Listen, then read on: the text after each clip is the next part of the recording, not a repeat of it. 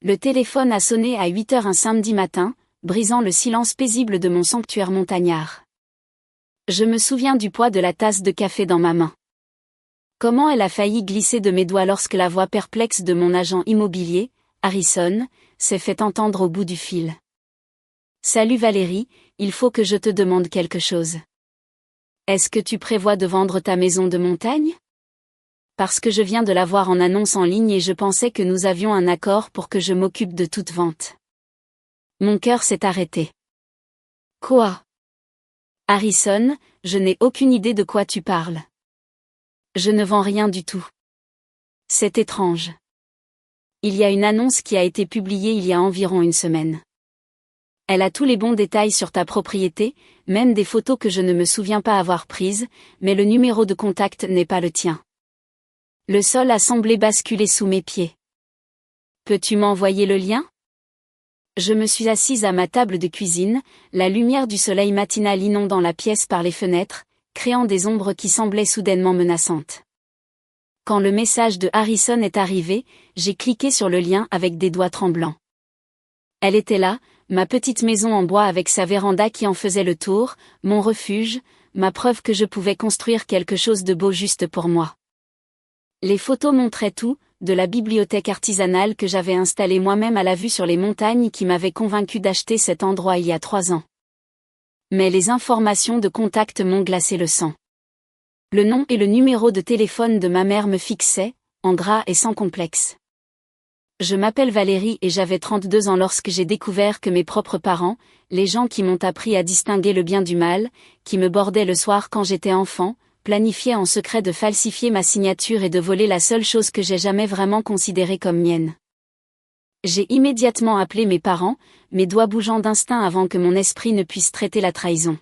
« Salut, ma chérie. » a répondu maman avec cette fausse voix mielleuse qu'elle utilise quand elle sait qu'elle a des ennuis.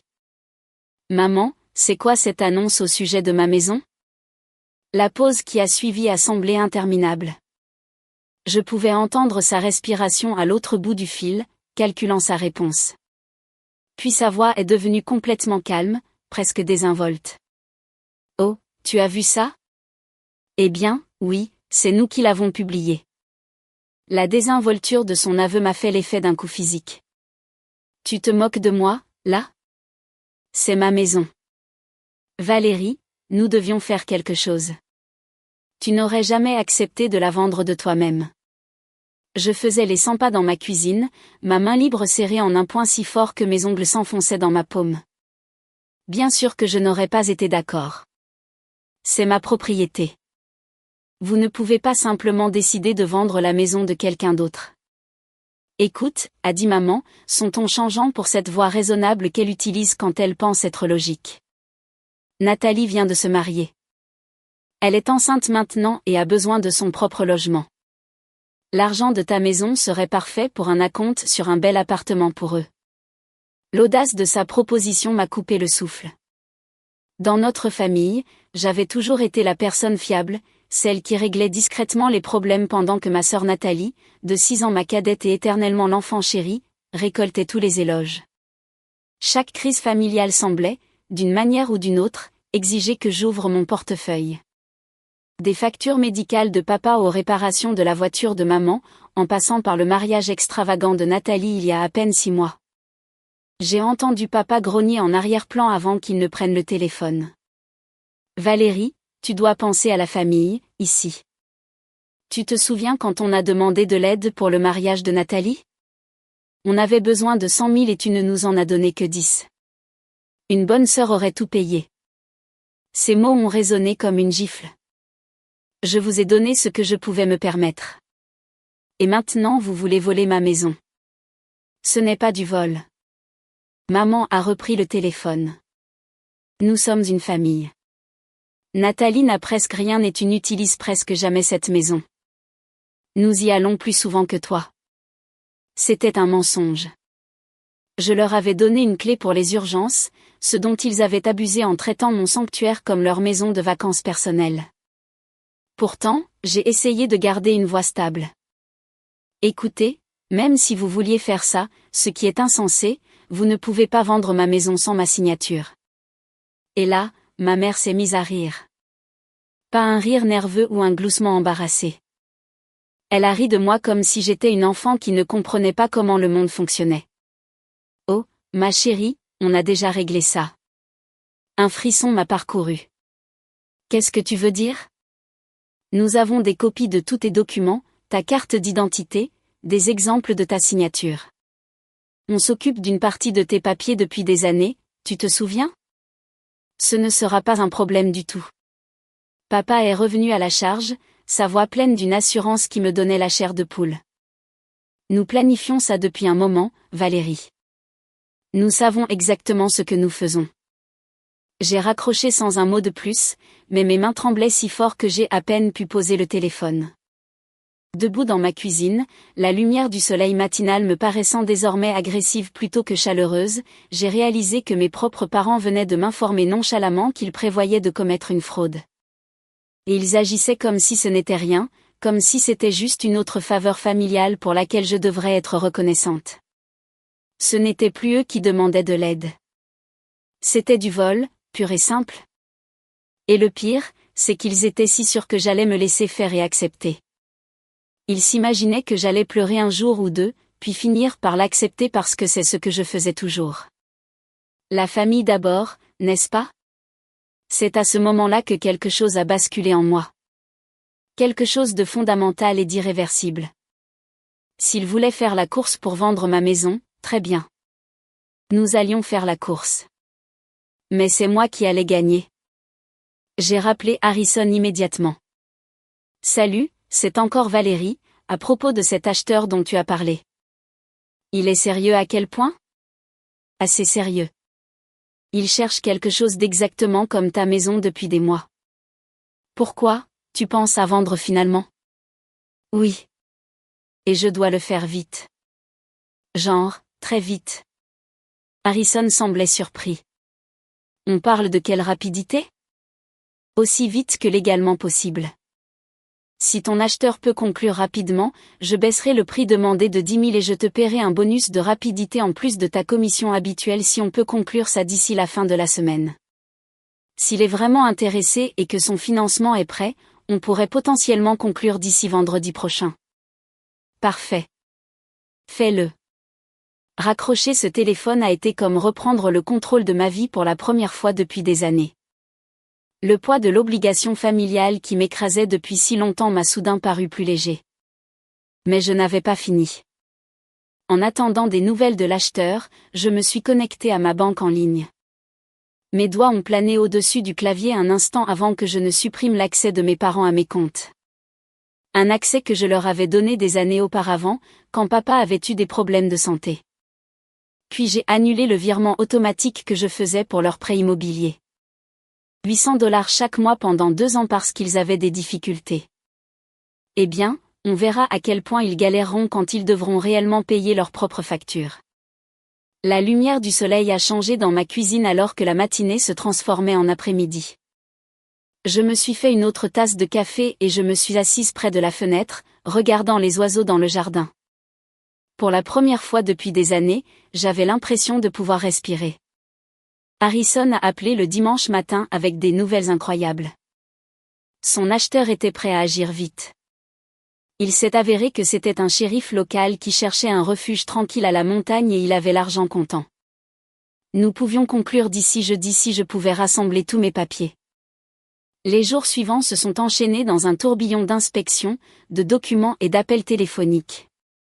Mais le jeudi après-midi, c'était fait. La maison était vendue. L'argent était sur mon compte, et je pouvais enfin respirer à nouveau. Le timing n'aurait pas pu être meilleur. J'avais eu du mal avec mes propres mensualités de prêt immobilier dernièrement, et cet argent me permettrait de le rembourser entièrement et il m'en resterait encore beaucoup. Pour la première fois depuis des années, je n'allais pas vivre d'un salaire à l'autre, constamment stressé à l'idée de joindre les deux bouts. Mais le meilleur, c'était de savoir que ma famille n'avait aucune idée de ce que j'avais fait. Je n'ai parlé de la vente à personne.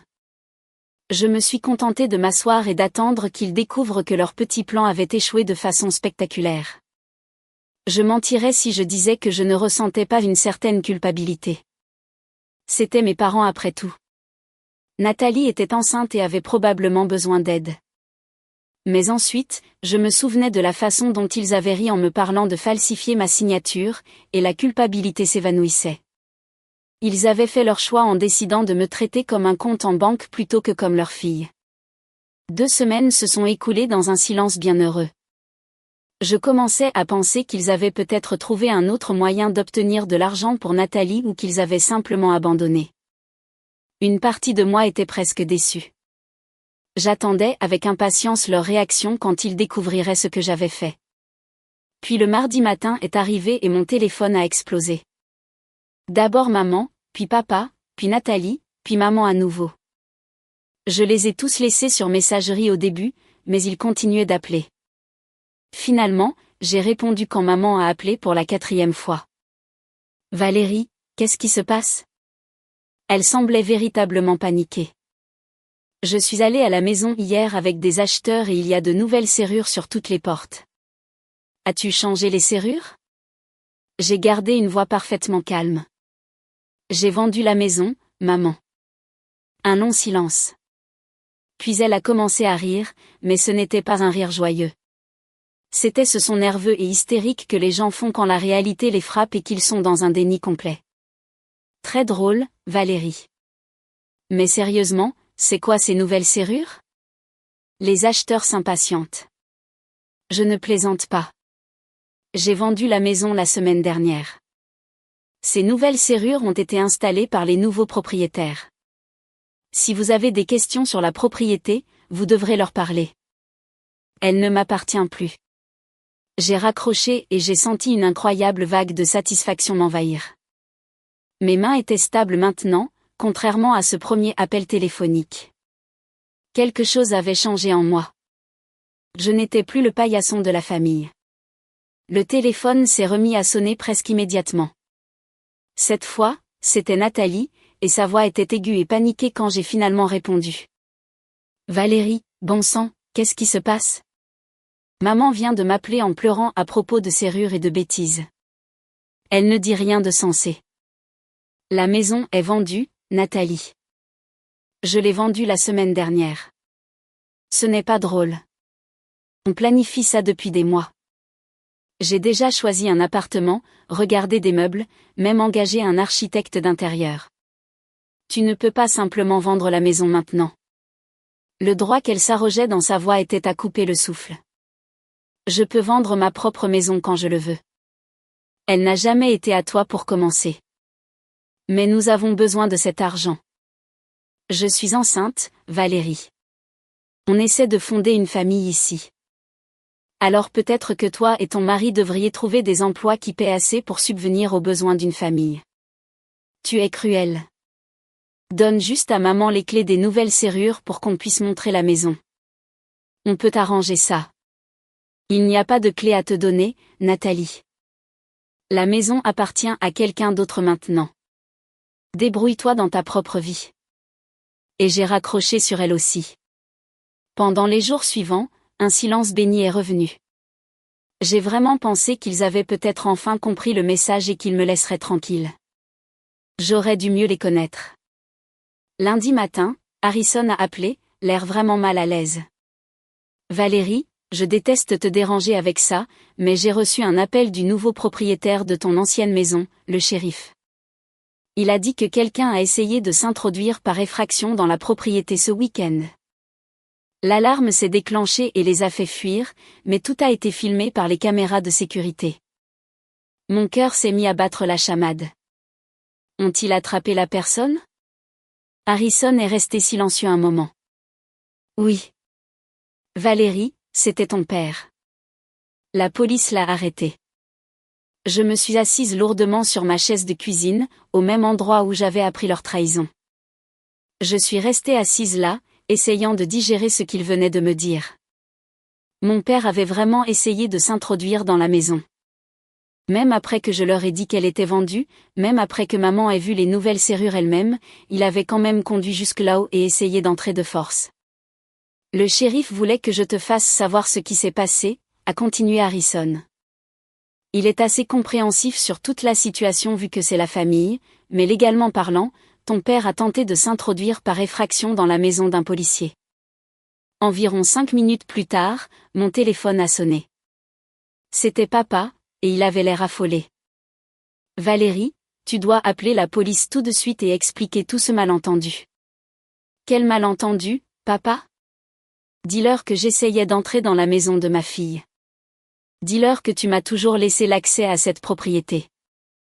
Je n'en croyais pas mes oreilles. Papa, je t'ai dit que la maison était vendue. Pourquoi aurais-tu essayé d'entrer par effraction? On ne pensait pas que tu étais sérieuse. On pensait que tu étais juste en colère et que tu essayais de nous faire peur en changeant les serrures. Eh bien, j'étais sérieuse. Et maintenant tu as des ennuis pour avoir tenté de t'introduire dans la propriété de quelqu'un d'autre. Valérie, s'il te plaît, appelle-les et arrange ça. Non, papa. Tu t'es mis dans cette situation tout seul. Il s'est mis à crier alors, me traitant d'égoïste et d'ingrate, mais j'ai raccroché. J'en avais fini d'écouter leur culpabilisation et leur manipulation. Le lendemain, j'ai vu l'histoire aux informations locales. Un homme de la région arrêté pour tentative d'effraction au domicile du shérif. Ils n'ont pas mentionné son nom, mais ils ont dit que le suspect avait été agressif lors de son arrestation et avait insulté les officiers. Il faisait face à des accusations de tentative d'entrée illégale et de trouble à l'ordre public, risquant potentiellement jusqu'à 6 mois de prison. 6 mois de prison pour avoir essayé de voler ma maison. L'ironie était presque poétique. Une semaine plus tard, maman a appelé, pleurant avant même de dire bonjour.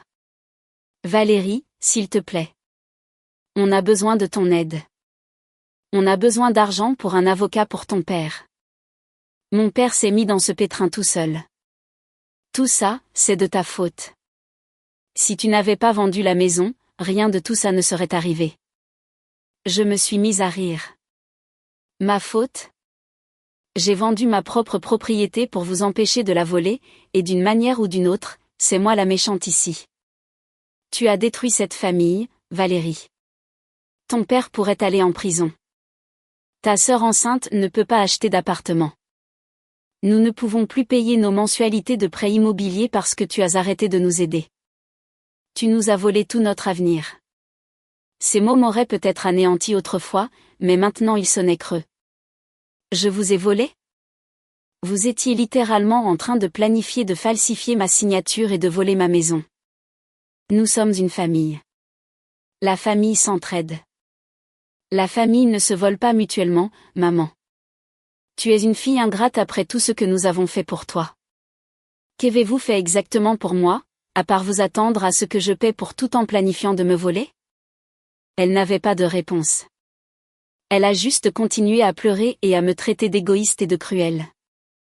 Je ne veux plus aucune relation avec aucun de vous, lui ai-je dit. Ne m'appelle plus. J'ai raccroché et j'ai immédiatement bloqué tous leurs numéros. Maman, papa, Nathalie, bloqués. C'était fini. Un mois plus tard, ma tante Cécilia a appelé. C'est la sœur de maman et nous nous sommes toujours bien entendus. Elle ne se mêle généralement pas des drames familiaux, alors j'étais curieuse de savoir pourquoi elle appelait. Valérie, je voulais juste te faire savoir ce qui se passe avec tes parents et ta sœur. Nathalie et son mari Julien ont emménagé avec tes parents. Ils ont refinancé la maison et l'ont mise au nom de Nathalie pour ne pas la perdre. Elle et son mari font les paiements maintenant. Je devais admettre que c'était plutôt malin de la part de Nathalie.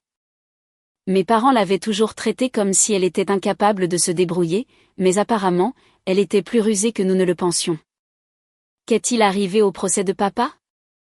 Il a eu 6 mois de probation et une amende pour trouble à l'ordre public. Pas de prison, mais il doit se présenter régulièrement à un agent de probation. Et quand son patron au centre commercial a appris l'arrestation, il l'a licencié. Donc, papa a perdu son travail de gardien de sécurité à cause de ça. C'était en quelque sorte pire que la prison. À son âge, trouver un autre travail ne serait pas facile. Aussi, a continué Cécilia, ils ont dû emprunter de l'argent à tout le monde dans la famille pour payer l'avocat. Ensuite, ils ont utilisé toutes leurs économies de retraite pour rembourser tout le monde. Ils sont pratiquement ruinés maintenant. Eh bien, c'est ce qui arrive quand on essaie de voler les gens. Cécilia est restée silencieuse un moment. Valérie, je ne dis pas que ce qu'ils ont fait était bien, mais ce sont toujours tes parents.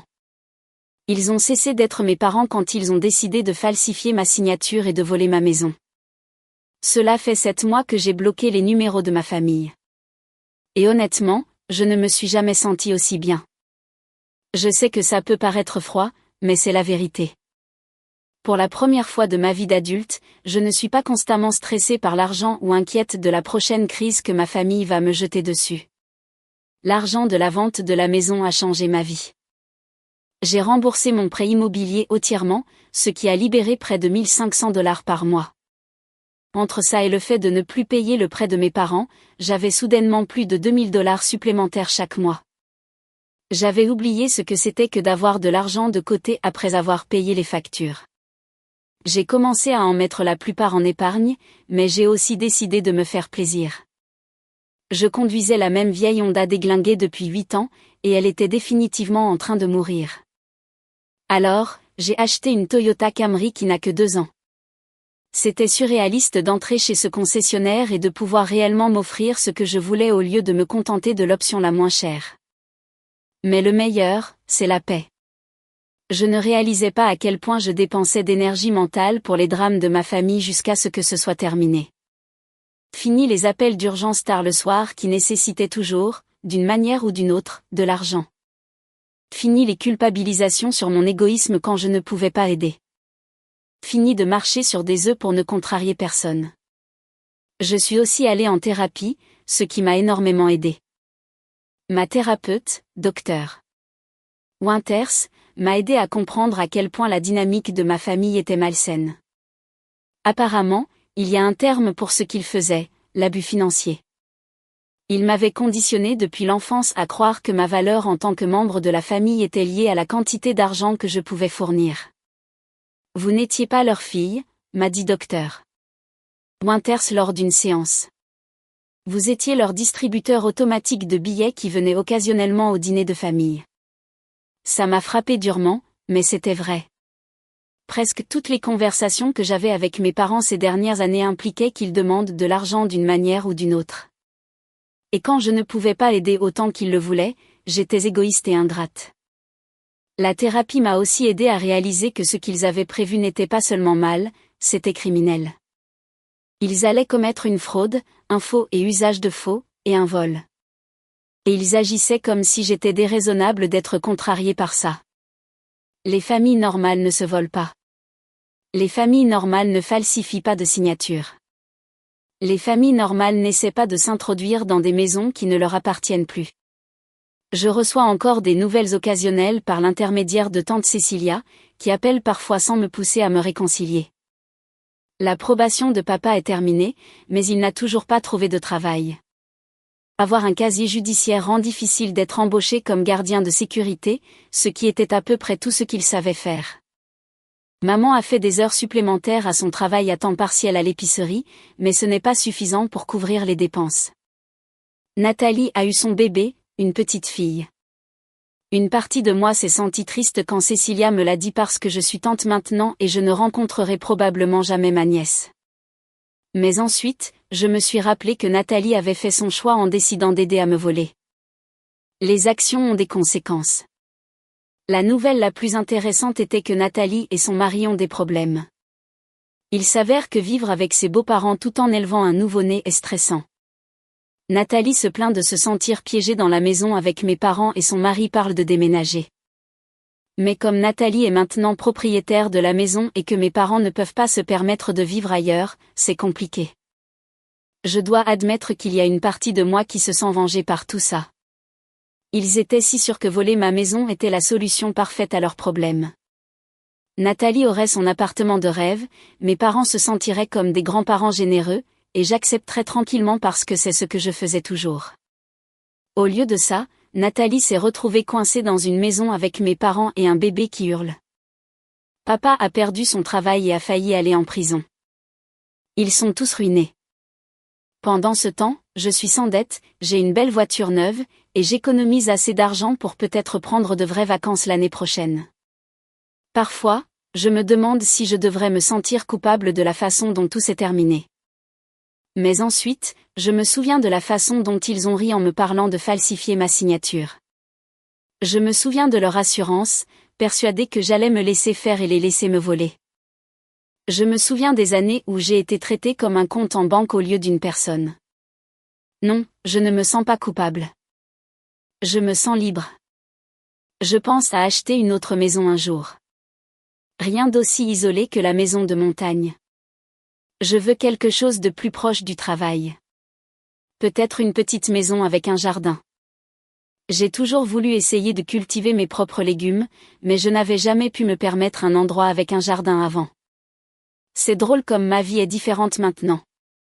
Il y a 7 mois, j'étais constamment stressée, joignant à peine les deux bouts, et gérant des drames familiaux non-stop. Maintenant, je planifie des jardins et des voyages de vacances. Je dors mieux, je mange mieux, et j'attends avec impatience les week-ends au lieu de redouter la prochaine crise qui pourrait survenir. Mes collègues ont aussi remarqué le changement. Mon amie Natacha a mentionné que je semble plus heureuse et plus détendue ces derniers temps. Quand elle m'a demandé ce qui était différent, je lui ai juste dit que j'avais simplifié ma vie en supprimant certaines relations toxiques. Je ne suis pas entrée dans les détails. Toute l'histoire est assez folle, et je ne suis pas sûre que quelqu'un y croirait. Le plus difficile, ce sont les vacances et les anniversaires.